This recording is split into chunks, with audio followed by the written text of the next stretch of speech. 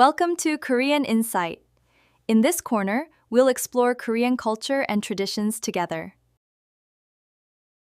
In Korea, there is a special value called hyo. It means showing love and respect for your parents.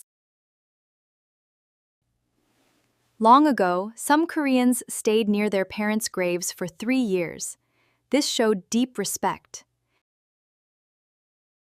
Today, many Koreans show hyo by calling their parents, spending time together, and caring for their family.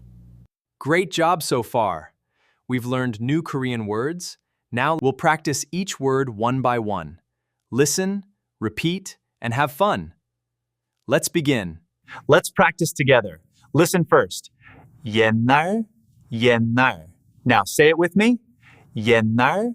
Great job. Again, from this through accent heart. Again. Listen first. 가족, 가족. Now say it with me. 가족. Great job. Now, another word, listen. 사랑, 사랑. Now say it with me. 사랑. Great job. Now, last word, listen. 겨울, 겨울. Now say it with me. 겨울. Great job. Now, last words. 옛날, 가족, 겨울, 사랑,